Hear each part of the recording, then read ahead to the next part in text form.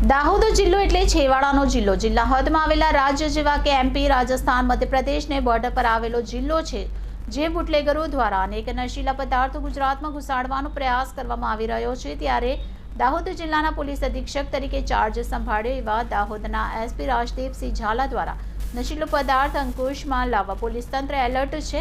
ત્યારે દાહોદ જિલ્લાના ઝાલોદ પોલીસ સ્ટેશનમાં 2 પોલીસ કર્મી, 1 પીઆઈ રાઠવા, બીજા હેડ કોન્સ્ટેબલ વિક્રમસિંહ, આ બંને કર્મીઓનું સન્માન કરવામાં આવ્યું.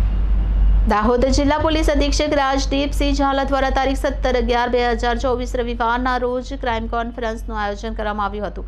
આ કોન્ફરન્સ દરમિયાન દાહોદ જિલ્લામાં અલગ અલગ ક્રાઇમને લગતા ગુનાઓમાં જે પોલીસ કર્મચારીઓ દ્વારા સુંદર કામગીરી કરવામાં આવી હતી તે દરેક લોકોનું સન્માન કરવામાં આવ્યું હતું.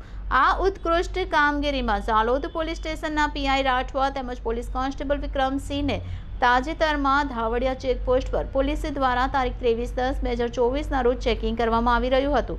તે દરમિયાન અફીણના પોસ્ટડોડા કુલ 22 થેલા ઝડપી પાડવામાં સફળતા મેળવી હતી, જેની અંદાજિત કિંમત 12,95,760 રૂપિયા હતી.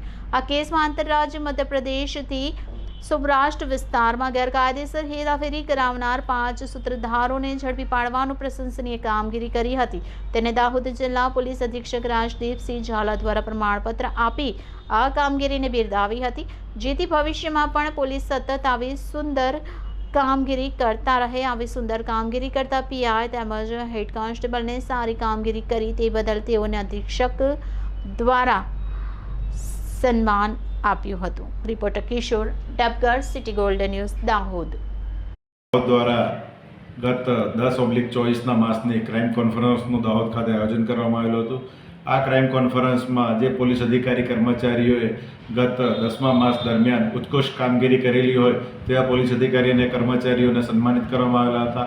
જે અનુસંધાને ઝાલોદ પોલીસ સ્ટેશનના પોલીસ ઇન્સ્પેક્ટર શ્રી રાઠવા સાહેબ તેમજ પોલીસ કોન્સ્ટેબલ વિક્રમસિંહ નાઓએ ગઈ તારીખ 23/10/2024ના રોજ ઝાલોદ પોસ્ટે ખાતે આવેલ ધાવડિયા ચેકપોસ્ટ ખાતેથી કુલ 22 કોથળા પોસ્ટ ડોડાનો કેસ કરેલો હતો, જેની કુલ કિંમત 12,95,000 રૂપિયા જેટલી થાય છે.